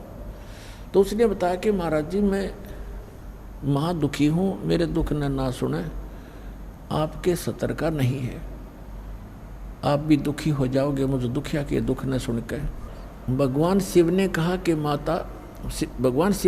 कि माई बेटा, कहते हैं अपना दुख किसी दूसरे को सुना दे तो कुछ हल्का हो जाता है। ठीक है, मैं नहीं कर सकूँगा, कुछ विधि बताऊँगा, हो सके दाव लग जाए तो कर लेना। तो माई ने सोचा ले बता दे महात्मा को, महात्मा में तो शक्ति भी होती है। लेकिन इससे पहले वह सब महात्माओं के पास जा चुकी थी, कोई राहत उनको मिला नहीं था। झाड़ फूक भी करवा लिए थे, सारी टोक टाक भी झाड़ ली थी, पर उस मालिक का टोक लग गया करे।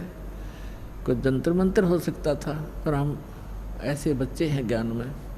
तब उस नीमा ने सारी कहानी बताई कि मैं निसंतान थी महाराज, एक दिन मैंने हृदय से अपने भगवान शिव को याद किया था और कमल के फूल पर एक सरोवर के अंदर मुझे ये अनमोल रत्न उन्होंने मुझे दिया था।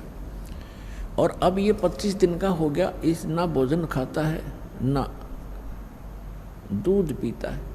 अब ये मृत्यु को प्राप्त होने वाला है। और परमात्मा ऐसे स्वस्थ जैसे कमल कला फूलंत, कमल की तरह फूल रहे हैं, फल फूल रहे, बड़े शरीर स्वस्थ हो रहा है, मैच्योर से हो रहे हैं, जैसे नवजात शिशु से थोड़ा बड़ा शरीर हो गया लेटे लेटे का। तो कहते हैं परमात्मा स्वस्थ है, फिर भी वो सोच रही है कि ये मरेगा, क्यों खाता ही नहीं तो मरेगा बच्चा। और कहा महाराज जी साथ मैं मरूंगी, मैं जी नहीं सकती। यूँ कह के फूट फूट कर रोने लगी। तब शिवजी की तरफ शिवजी ने कहा कि माई तेरा पुत्र दिखा कहाँ है। वो लाई उठा के और सोचा महाराज के चरणों में डाल दूं, महात्मा आशीर्वाद दे देंगे, मेरा बालक जीवित हो जाएगा, स्वस्थ रहेगा, ये खा पी लेगा कुछ।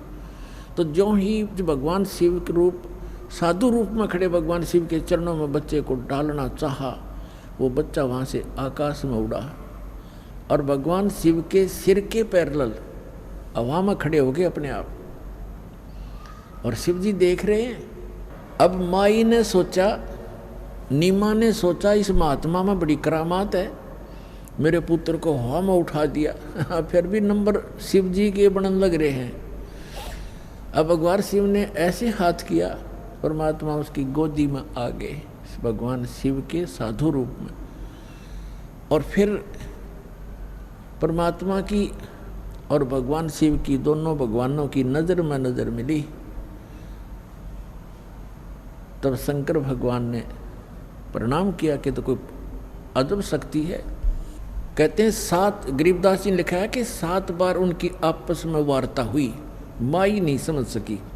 अब भगवान ने कहा, नवजात शिशु के रूप धारी बालक, उस बाल भगवान कबीर साहब ने कहा कि शिव जी इस माई से कह दो एक कुंवारी गाय मंगवा ले और उस पर आप अपना आशीर्वाद दे देना, वह दूध दिया करेगी। कहते करे करावे साइया मन में लहर उठा, दादू सिर धर जीव के आप बगल हो जा। अपनी महिमा नहीं चाहते परमात्मा, माई कन्यो हो जाएगी। अक्साधु आया था, आशीर्वाद दे दिया और गाय दूध देने लगी। और परमात्मा ये चाहते हैं कि इन मेरी आत्माओं के हृदय में भगवान की आस्था बनी रहे, चाहे वो किसी के माध्यम से बनावे। तभी तो आज तक आप भगवान भगवान करते फिर रहे हो और किसी को राहत मिली नहीं। भले ही साधनाएं गलत थी, लेकिन आप कभी मालिक के चरणों में रहे हैं, जिस कारण से आपको भक्ति से परिपूर्ण कर गए थे। आज तक आपके पुण्य समाप्त नहीं हुए थे। आज से 600 वर्ष पहले परमात्मा आए थे, 64 लाख से हुए थे। उन 64 लाख में से आप हो जो सबसे पहले आओगे। और आपको इतना भक्ति और आशीर्वाद से आपका पोषण कर गए थे आत्मा का, इतना आपके पुण्य संग्रह करवा गए थे कि आप जी के जन्म होते आ रहे मनुष्य के। भले ही आप साधनाएं किसी भी देव देवता की कर रहे थे, उनसे मिलना मिलाना कुछ नहीं था, आपके फल रहे थे पूर्व जन्म के कर्म ही, वो संस्कार मिल रहे थे। लेकिन आस्था भगवान में जुड़ी थी कि मैं इस भगवान की पूजा कर रहा था, मुझे लड़का हो गया, मेरी नौकरी लग गई, जैसे इस दास के साथ था। अब पता चला जिन भगवान ने की हम पूजा करते थे वो कुछ कर ही नहीं सकते थे, लेकिन हमारी आस्था थी, हो रहा था, फल रहा था, संस्कार प्रारब्ध, और हम क्रेडिट देते थे इन भगवानों को, और हमारी चाह बनी रही भगवान में, और कर रहा था वो खुद मालिक। तो उसी समय साधु वेशधारी भगवान शंकर ने कहा कि नीमा तेरा पति कहाँ बुलाओ। उसने अपने पति को बुलाया। तो भगवान शिव ने कहा, यानी जो साधु रूप में खड़े थे, कि ऐसा कर बच्चा, एक कुंवारी गाय ला जिसने दूध पीना छोड़ रखा हो और सांड न टच ना करी हो, जाके संग बैल नहीं लागा, और एक कुम्हार के घर से एक बिल्कुल ताज़ा स्वच्छ एक छोटा सा मटका ले आना जिसमें दूध निकाला करेंगे, घड़ा, छोटा घड़ा, बरोला। जैसे आजकल देगची होती है ना, डेगची इतने साइज का। वो गया तुरंत, कुंवारी गाय ले आया, और एक कुमार के गर्ते डेगची टाइप मटका ले आया मिट्टी का। भगवान शिव ने उस बछिया के सिर पे कमर पे हाथ मारा, लंबे लंबे सतन हो गए और पात्र नीचे कर दिया। वो एकदम भर गया। वो पात्र धीरे धीरे अपने आप सतनों से दूध निकलना शुरू हो गया और वो पात्र भर गया, अपने आप बंद हो गया फिर। और परमात्मा ने वो दूध पिया।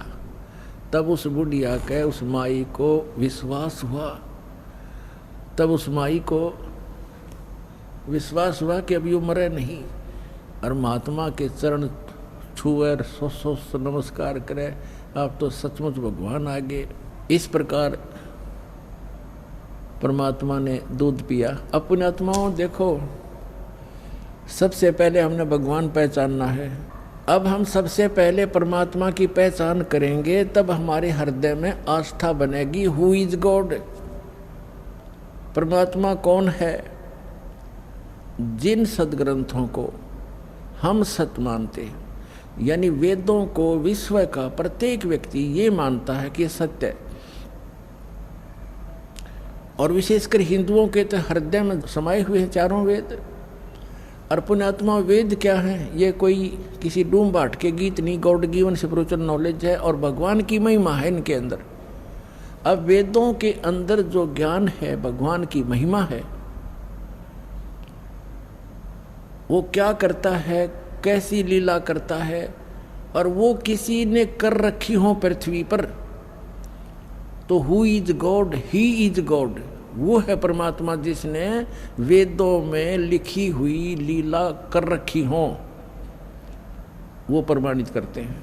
पहले गरीबदास जी की वाणी से सुनाते हैं, उसके बाद आपको वेदों और परमात्मा की महिमा से प्रमाणित करते हैं। भक्ति मुक्ति ले उतरे वो मेटन तीनों तापे, तीनों तापों का नाश करने की एक ऐसी जड़ी लेकर अवतरित हुए, ऐसा मंत्र लेकर अवतरित हुए कि तीनों तापों का भी नाश उससे हो जाएगा। जैसा कि आपको कथा सुनाई थी, महाभारत के अंदर पांडवों ने बंधु घात किया था, उसके लिए अश्वमेध यज्ञ किया था। भगवान कृष्ण ने बताया था कि तुमने जो बंधु घात किए हैं उस तीन ताप के अंतर्गत ये प्रेत आत्माएं तुम्हें सता रही हैं, उन मृतों की, उन मृतकों की आत्मा सता रही है तीन ताप के अंतर्गत। उसके लिए अश्वमेध यज्ञ किया गया था, लेकिन किसी भी ऋषि महर्षि श्री कृष्ण जी के भोजन खाने से वो शंख नहीं बजा था, यानी वो यज्ञ संपूर्ण नहीं हुआ। यज्ञ संपूर्ण होगा तो वो तीन ताप कटने थे। तो क्या बताते हैं, 33 करोड़ यज्ञ में आए वो 88 सारे, 33 करोड़ देवता, 88,000 ऋषि, 12 करोड़ ब्राह्मण, 56 करोड़ यादव, सब उस यज्ञ में भोजन का खा चुके थे, शंख नहीं बजा था। 33 करोड़ यज्ञ में आए वो 88 सारे, 12 कोट वेद के वक्ता, वो सुपच का शंख बजा रे, मन तू पावेगा अपना किया रे, भोग गयो अपना किया रे। कहते 33 करोड़ यज्ञ में आए 88 सारे, और 12 कोट वेद के वक्ता, 12 करोड़ ब्राह्मण, वहां उस सुदर्शन का शंख बजा रे, सुदर्शन से शंख बजा रहे, वो परमात्मा स्वयं आ रहे थे। तो यहाँ बता रहे हैं कि वो परमात्मा ही ऐसे मंत्र देता है जिससे आपके तीनों ताप भी कटेंगे। तुम कौन राम का जपते जापम, तात कटे ना ये तीनों तापम। और अभी आपको बताया वेदों में, ऋग्वेद मंडल नंबर 9 सूक्त 95 के मंत्र 2 में, और 94 के मंत्र 1 में, 9 मंडल के सूक्त 94 के मंत्र 1 में स्पष्ट किया है कि वो परमात्मा कवियों की तरह आचरण करता, घूमता फिरता है और अपने मुख कमल से वाणी बोलता रहता है।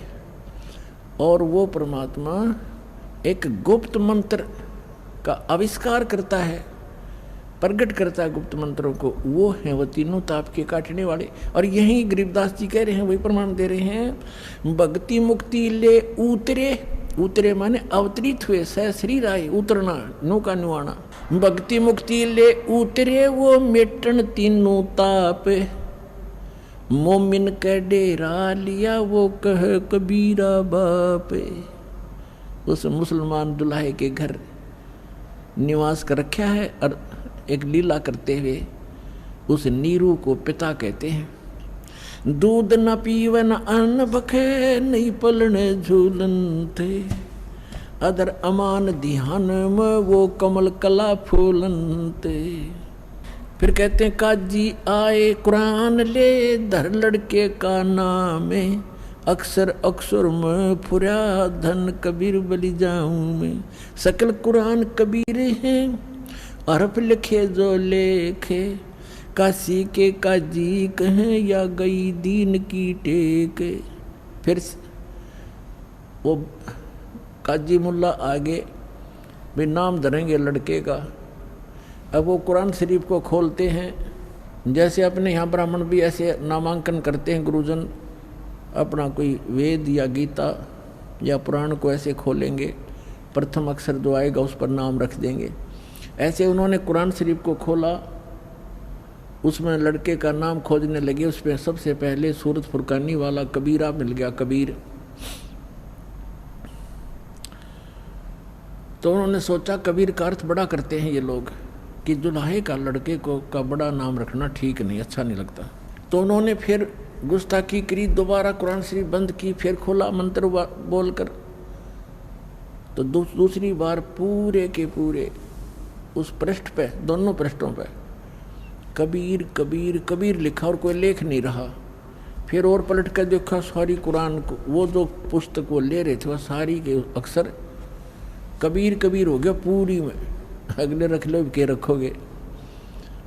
और परमात्मा बोले एक आजियो मेरा नाम कबीर ही रहेगा। अब वो कुरान में कुछ और अक्षर रहे नहीं, वही पटक कर चले गए और कबीर नाम मालिक का प्रसिद्ध हुआ। शिव उतरे शिवपुरी से ये अवगत बदन विनोद, महके कमल खुशी भये जब लिया ईस को गोद। परमात्मा को गोदी में ले लिया। शिव उतरे शिवपुरी से, अपने लोक से आए, शिव मंडल से, शिव के धाम से। और महके कमल खुशी भये लिया ईस को गोद, कबीर साहब बच्चे को गोद में ले लिया। नजर नजर से मिल गई किया ईस पर्ण में, धन मोमन धन पूर्ण धन काशी बलि जाऊं मैं। अब शंकर भगवान जी खड़े थे साधु रूप में और आशीष दे रहे थे कि हे माई, धन है काशी नगरी जिसमें ऐसे महापुरुष का आना हुआ है, धन होगी ये नगरी, इसके ऐसे इसके ऐसे सारे ग्रह हैं, ऐसे ग्रहों में है, ऐसे इसकी मस्तक की रेखाएं बताती हैं, धन है ये काशी नगरी जहाँ से पुरुष का आगमन हुआ। कहते 7 बार चर्चा करी वो बोले बालक बहने। बालक 25 दिन का बालक बोलता है और 7 बार बोले श्री भगवान शंकर जी से। 7 बार चर्चा करी वो बोले बालक बहने, शिव को कर मस्तक धरा ला मोमिन एक धेनु। हे मोमिन, हे मुसलमान, हे बच्चा, जा एक धेनु, एक गाय लिया। अन ब्यावर को दूहत है दूध दिया तत्काले। कंवारी को दूहत है दूध दिया तत्काल, पीवे बालक ब्रह्म गति ता शिव भय दयाल। अपना आत्मा इतना समय नहीं, अब परमात्मा की महिमा तो आज शुरू हुई थी, आज ये 5 दिन पूरे हो गए। इतनी महिमा इस परमात्मा की। अब एक तो गरीबदास जी ने ये प्रमाणित कर दिया कि उस एक तो अब पहले आप जी को दिखाते हैं। अभी तो दास ने वर्बली बताया, आदरणीय गरीबदास साहिब जी जो परमेश्वर से मिले थे और उनकी दिव्य दृष्टि खोली थी, उस आधार से पूर्व की घटनाएं जो की तो लिखी सच्चाई कि कंवारी गायों का दूध पिया परमेश्वर ने, शिव जी ने उसके कमर पर हाथ रख दिया, उसने दूध दिया और फिर वो देती ही रही कंवारी गाय और परमात्मा दूध पीते रहे। फिर दूसरी गाय लाए उसने, जब वो छोटी, फिर दूसरी लाए उसने भी ऐसे ही। तो ऐसे चलता रहा, कंवारी गायों का दूध परमात्मा पीते हैं।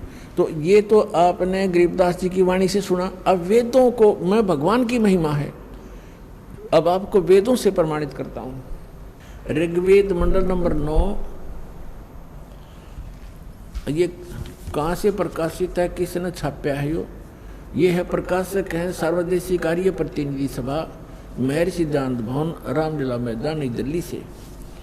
और ये देखिएगा, ये इसका अनुवाद करता है, यहाँ से ये मुद्रित है। अब आपको दिखाते हैं ऋग्वेद मंडल नंबर 9 सूक्त 1 का ये मंत्र नंबर 9, ये 9 नंबर है।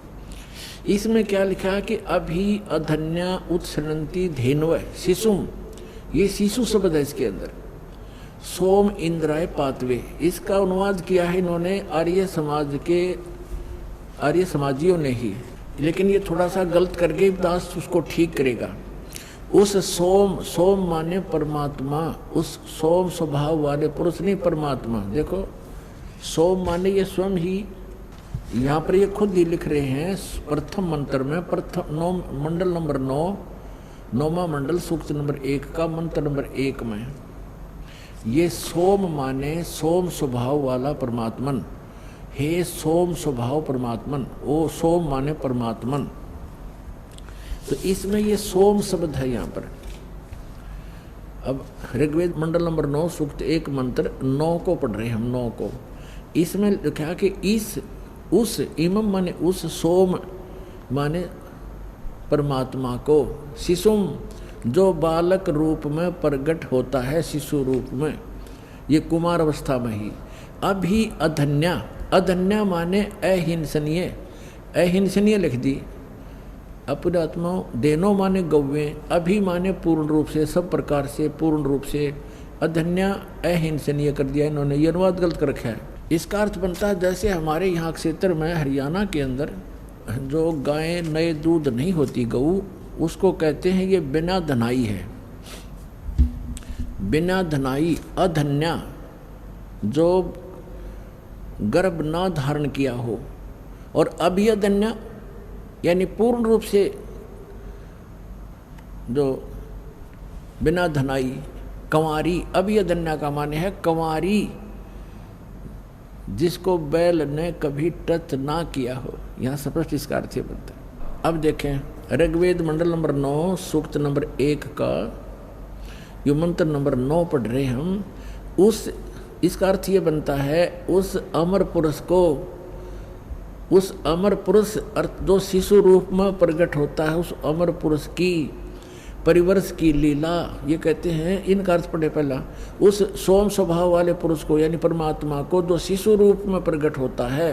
अभी ये तो गलत कर रहे हैं, कुमारावस्था में श्रद्धालु पुरुष को जो शिशु रूप में प्रकट होता है, अभी सभी प्रकार से। अधन्य माने कंवारी, धेनव माने गौवें, तृप्त करती हैं, तृप्त करती है माने उसका पालन पोषण करती है, परवरिश की लीला होती है। तो इसका अर्थ है उन कंवारी गायों के द्वारा उस शिशु रूपधारी परमात्मा, बालक रूपधारी अमर पुरुष की परवरिश की लीला होती है। कंवारी गायों द्वारा अभी अधन्या धेनव शृणंती तृप्त करती हैं, शिशु माने कुमार, शिशु रूप में प्रगट परमात्मा को। अपनात्माओं, ये तो हमारे वेद बताते हैं कि वो अमर पुरुष जब शिशु रूप धारण करके यहाँ आते हैं, प्रकट करते हैं अपने दूसरी प्रकार की स्थिति में, उस समय वो बालक रूपधारी परमात्मा के परवरिश की लीला कंवारी गायों द्वारा होती है। अब ये कबीर सागर है, 600 वर्ष पहले धर्मदास साहिब ने लिखा था। परमेश्वर की लीलाओं को सुन सुन कर और देख देख कर आंखों देखा, तो इसमें और प्रमाणित करते हैं आपको। देखिए कबीर सागर, खेमराज श्री कृष्णदास प्रकाशन, मुंबई से प्रकाशित है। ये है कबीर सागर, और इसके कौन हैं? कबीर पंथी भारत प्रतीक स्वामी योगलानंद बिहारी द्वारा पुरस्कृत। कहाँ से छपा है? प्रकाशक के मुद्रक है खेमराज श्री कृष्णदास, अध्यक्ष श्री वेंकटेश्वर प्रेस, खेमराज श्री कृष्णदास मार्ग, मुंबई से। ये अब यहाँ थोड़ा सा सुनाएंगे, अब समय का अभाव है। अब इसमें लिखा है ज्ञान सागर के अंदर कि सुन जुल्हा मन भयो आनंदा, जिमी चकोर पायो निशी चंदा। रात्रि में जैसे चकोर ने चांद दिख जाए, इतना खुश होया बच्चे को पाकर। और सुत ले चले हर्ष मन कीन्या तासों पुन असबोल ही दीन्या। सुत काशी को ले चले लोग देखण ते आव, अन्न पानी बक्से नहीं दुल्हा शोक जनावे। वो कुछ खाओ पीओ था नहीं, दुल्हा दुखी हो गया दुल्हा। तब दुल्हा मन कीन तिवाना रामानंद सो कही उत्पाना। इन्होंने कुछ गलतियां कर दी, अनुवाद लिखण में बाद में हेरफेरी कर दी। इसलिए कबीर साहब ने दया बख्शी अपनी प्यारी आत्मा गरीबदास साहिब गांव छुड़ानी जिला दद्दर वाले के द्वारा अपनी महिमा की वाणी पुनः प्रकट करवा रखी। और कबीर सागर में कहा है कि बर्म पंथ में गरीबदास का पंथ होगा, उसमें मेरी महिमा की वाणी फिर प्रकट होएगी। इसलिए इसमें कोई गड़बड़ है तो उसे शुद्ध हो जाती है, सिद्ध हो जाती है। इसमें इन्होंने रामानंद जी से जोड़ दिया कि वो नीरू जो है रामानंद ऋषि के पास गया और उससे अपने बच्चे के दुख के बारे में बताया, यो दूध नहीं पीता। रामानंद जी ने फिर कहा कि कुंवारी गाय लाओ, तुम्हारा पुत्र कोई ज्ञानी है, विद्वान पुरुष है, ये आम व्यक्ति नहीं है। वो कुंवारी गाय लाए और फिर उसने उसके दूध से वो तृप्त हुआ।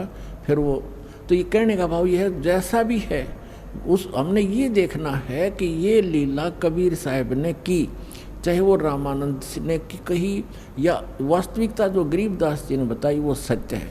और इसमें भी ये प्रमाण है कि बचपन में उनकी परवरिश की लीला कुंवारी गायों से हुई।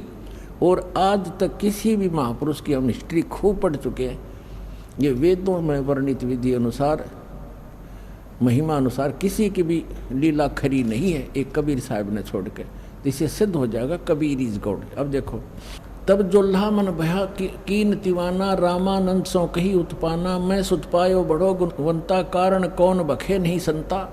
हे संत ये किस कारण से भोजन नहीं खा रहा। रामानंद धान तब धारा जोल्हा सो तब वचन उचारा। पूर्व जन्म ते ब्राह्मण जाति, तो पहले ब्राह्मण था, तेरी कोई सेवा में कमी होगी। हरी सेवा भूला की नहीं भली भांति, और कुछ तो सेवा हर की चूका, तो कुछ हर की परमात्मा की सेवा में भक्ति में चूक होगी। ताते भयो जुल्ह का रूपा, प्रीति प्रभु गह तोर लीनी। ताते उद्धान में सुत तो दीनी। परमात्मा तेरे से प्रसन्न हो गया तो इसलिए तुझे वहाँ जंगल में पुत्र दिया। अब नीरू कहता है, हे प्रभु जस की ना तस पायो। मैंने दिशा क्रियाओं तो भर लिया, पर आरत हो तो दर्शन आयो। मैं दुखी हो करके संकट में तेरे पास आया हूँ। सो कहिए उपाय गुसाई, बालक अक्षुदावत कुछ खाई। रामानंद अस युक्ति विचारा, सुत तुम सुत कोई ज्ञानी अवतारा। तेरा पुत्र कोई विद्वान पुरुष है, कोई अच्छी आत्मा है। बचिया जाही बैल नहीं लागा, वो बचिया ला जिसने बैल ने टच भी नहीं किया हो। सो ले ठाड़ करते ही आगा, उसके पास लाकर खड़ी कर दे। वह कुंवारी बचिया लिया। दूध चले ते ही थनते दूध ही धरो छिपाई। अक्सर उदावंत जब होवे ताक कह देव खवाई। दुल्हा एक बछिया ले आया, कुंवारी बछिया, जाके संग बैल नहीं लागा। और चलो दूत कोई मरम न पावा। चलो दूत दुल्हा हरसाना, राख छिपाए कहो नहीं जाना। अब यहाँ दूत शब्द है ना, इसमें ये भी इन्होंने, अब दूत कौन था जो ये यहाँ लिखा गया, भगवान शंकर आए थे और वो फिर चले गए, अचानक अंतर ध्यान हो गए। तो उन्होंने ये सोचा था नीमा ने, ये कोई भगवान का भेजा हुआ दूत था और इसने मेरा संकट निवारण कर दिया। अब यहाँ देखो, दूध तब पीवत नाम कबीरा। दूध तब पीवत नाम कबीरा, खेलत संत संग मत धीरा। अपनात्मा हमने सबसे पहले ये पहचान करनी है कि जिस भगवान की, जिस अल्लाह की, जिस खुदा की हम भक्ति कर रहे हैं वो सचमुच भगवान भी है कि नहीं। बिल्कुल सही है। अब हम कोई सौदा करने जाते हैं, लाल लेते हैं या कोई भी वस्तु लेते हैं, तो हम ये तो देख ले ये वस्तु वो है कि नहीं। तो आज आपके समक्ष हमारे पवित्र सदग्रंथ वेदों ने सिद्ध कर दिया कि भगवान जब शिशु रूप धारण करके आता है, उनकी परवरिश की लीला कुंवारी गायों से होती है। और परमेश्वर ने स्वयं 600 वर्ष पहले यह लीला की, क्योंकि वो तो गुण है, वो करते ही करते हैं। और ये भी वेदों में प्रमाणित है कि ऊपर के लोक में रहता है, सह शरीर है, मनुष्य दृश्य है, देखने में राजा के समान है, सिंहासन पर विराजमान है। वहाँ से सह शरीर चल के आता है, अच्छी आत्माओं को मिलता है। उनको उपदेश देता है, ज्ञान देता है, कवियों की तरह आचरण करता है, और वो ऐसे गुप्त मंत्र का आविष्कार करता है। और यही आदरणीय गरीबदास साहिब जी ने बता दिया, और यही हमारे 600 वर्ष पहले मालिक ने लीला की उनकी जीवनी में विद्यमान है। तो गरीबदास साहिब जी ने कहा है, हम सुल्तानी नानक तारे दादू को उपदेश दिया, जात जुलाहा भेद न पाया वो काशी मोह कबीर हुआ, अनंत कोट ब्रह्मंडे का एक रति नहीं भारे, सतगुरु पुरुष कबीर हैं ये कुल के सर्जनहार। आगे रामानंद और परमेश्वर की गोष्ठी कभी फिर सुनाएंगे। ऐसा कमाल कर रखा गरीबदास जी ने, यथार्थ चित्रार्थ कर रखी है परमात्मा की आंखों देखी महिमा।